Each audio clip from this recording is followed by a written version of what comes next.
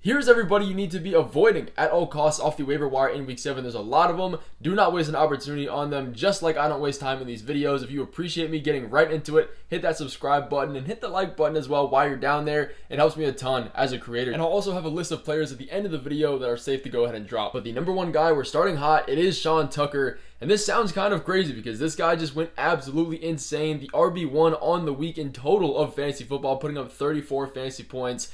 0% roster. Like, this is an insane jump. So let's look at the usage. 27 snaps compared to Bucky Irving at 48.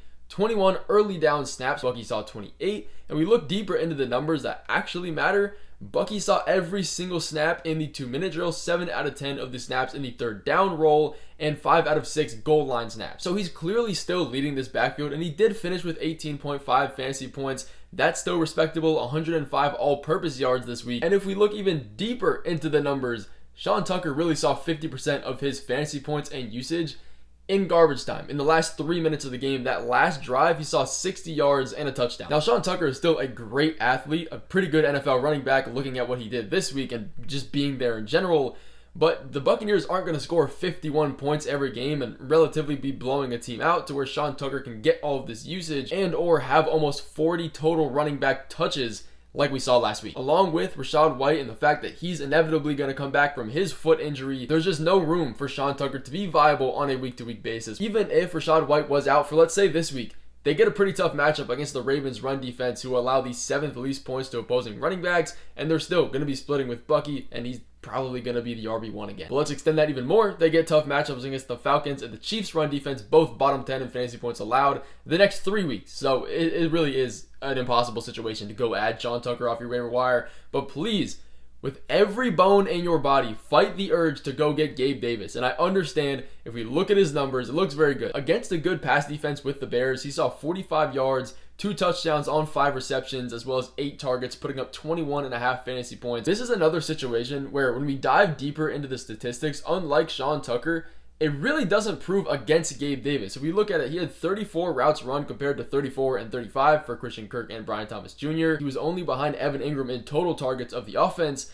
But the reality of it is, all of these receivers get way too much run on a weekly basis to be trusted outside of your typical number one guy, which looks to be Brian Thomas for the rest of the season. And with now the involvement of Evan Ingram back into the offense, a guy that's going to get at bare minimum 5 targets a game, he's going to take away from these secondary guys. So Gabe Davis, unfortunately, is going to continue to be boom or bust. We saw that in Buffalo with arguably a better quarterback and less target competition. Not much has changed, but get a little bit worse for Gabe Davis here. He had a great game, both of Trevor Lawrence's passing touchdowns, but I would leave him on the waiver wire, even with some pretty favorable matchups coming here in the next few weeks. But possibly just as bad of an ad as that is Kayshon Boutte. I don't know how to say his last name. There's really nowhere online telling you how to say it the right way, so we're going with Boutte because it's the funnier way to say it, but it's probably right. Let me know in the comments how you pronounce his last name. I'd love to see all of the options here, but if you saw yesterday's video about the waiver ads of the week, you would know a little bit about this Patriots team and what I think about it. So if you haven't seen that video, go check it out now. It has a bunch of good information. It's not too late to make your waiver ad. So you look at this man's numbers, 3 receptions for 59 yards and a touchdown. That's a pretty good fantasy day.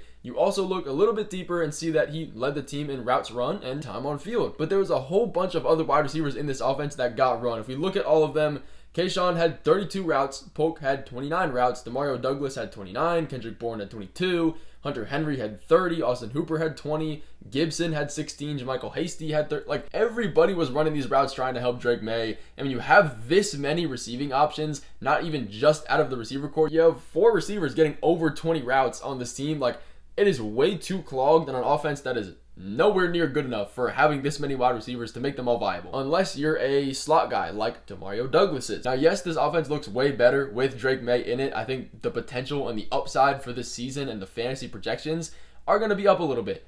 That being said, it was just one game. I find it hard to believe that he's going to be consistent throughout the year of the season with all of these other options. Tyquan Thornton still exists as well. And we'll follow that up with a running back here. Great game, Dameon Pierce. We don't need to be adding him. Obviously, we have Joe Mixon returning back into this offense, but 8 carries for 76 yards and a touchdown on 9.5 yards per carry. That's pretty good numbers. It's not like the Dameon Pierce we've seen earlier this year and the end of last year. But the only problem is that when Joe Mixon is fully healthy, this offense runs severely a 1 RB system, a workhorse system for Mixon and nothing else. And you can accredit most of the touches for Dameon Pierce to be on the fact that Joe Mixon was still coming back from injury. He didn't see a full snap share, only 42% of the snaps. And also, this game was a blowout. The Texans won 41-21 against the Patriots. That led a lot of other guys to get more run and usage in this game. So I know you see the 14.7 fantasy points and the numbers that he saw, a little bit of usage in the receiving game as well, and think he's a good add. Even if Joe Mixon were out for the entire season, there's no telling that Ogunbowale and even Cam Akers aren't going to get run in this offense, which we've seen before. But we also need to be going out and canceling any waiver claims that we have on Ray McCloud. And he has been putting some nice games together, I will not lie. If you look at his game log, it looks pretty decent, all considered for a wide receiver 3. And his roster percentage in fantasy is up to 30%. Probably going to continue to climb through this week's waivers after they clear. But that number is pretty high. I don't really understand that. Yes, he's a great athlete. Yes, he's on the field running 29 routes. That's compared to Drake London and Darnell Mooney at 30 and 28, right up there with the rest of them. But unless you're in an extremely deep league, you don't need to roster a wide receiver 3 on this Falcons team. They look a little bit better, but you still have Kyle Pitts running a ton of routes in this offense. You still have Bijan Robinson operating as a receiving running back, getting usage there. So when you have all of that and Drake London seeing a team target share of 27.3%, regardless of how often Kirk Cousins passes, he's not going to get enough volume to be trusted every single week. But grouping some running backs, a lot of other people will try to sell you on that you should just leave on the waiver wire. We're going to ignore these guys. Is Pierce Strong, Tyler Goodson, for all similar reasons. Jerome Ford is dealing with a hamstring injury. He'll likely be out for a few weeks. And we still have Donta Foreman in this offense, so Pierce Strong isn't even an RB1. And now we have Nick Chubb slated to return from his injury in this week. And we've seen that the Browns really don't care what running back is in this offense. They're going to circulate all of them. We've seen Foreman lead the team in rushing. Then Jerome Ford, then it go back and forth, and then all of them get similar carries. Now we have Nick Chubb. It's going to eliminate all of the issues for these running backs. He's going to be the RB1.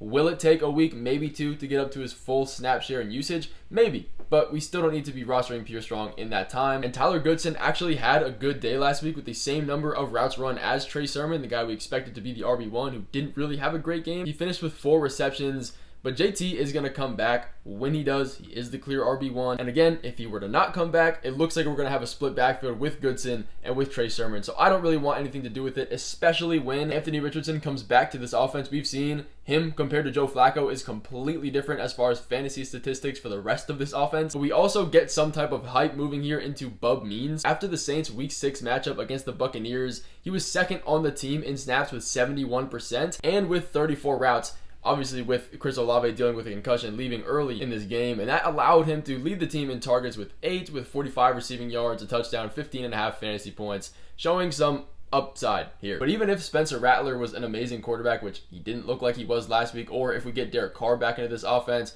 Olave is only possibly going to miss 1 week, and we still have Rashid Shaheed. Tipton is also coming into his own, seeing a good amount of snaps as well. The reality is he saw a good game against a positive Buccaneers matchup where they were down, playing from behind, had a whole bunch of pass volume, and also the Buccaneers just don't really have an amazing pass-stopping defense in fantasy football at least. And Rashad Bateman will continue to be on this list because he's put together some pretty good games here, as you can see. But he's averaging 9.4 fantasy points on the year, so you think that's going to be good, but the reality is he had 2 very easy matchups the last 2 weeks against the Commanders and the Bengals, scenarios where the Ravens are going to pass, and the other team's defense is very, very easy against the pass and allowing a lot of fantasy points. They are still a run-first team that's going to lean on that before they lean on the pass. Even if they get some positive matchups here coming up, we can't necessarily trust the pass volume, especially when you have Isaiah Likely playing 41 snaps. You have Mark Andrews playing 30 snaps. You also have Zay Flowers operating as the number 1 wide receiver. Lamar likes to run. There's not a ton of checkdowns. Rashad Bateman doesn't have a secure role. We can also let our league mates fight over the combination of Tim Patrick and Khalif Raymond, both wide receivers on the Lions that showed some light last week. They're seeing 11.3 and 9.8 fantasy points from last week's matchup against the Cowboys, where they combined for 139 yards. The reality is that this game was a blowout. The Lions were absolutely destroying the Cowboys all the way through since the beginning, which allowed a lot of these secondary guys like Khalif Raymond, like Tim Patrick, to get more run in this offense. On a regular basis, there's not going to be 5 wide receivers seeing over 10 routes run every single week like we saw this week. That's just not going to happen. They had 16 and 12 routes run compared to Amon-Ra and Jameson Williams at 25 and 24.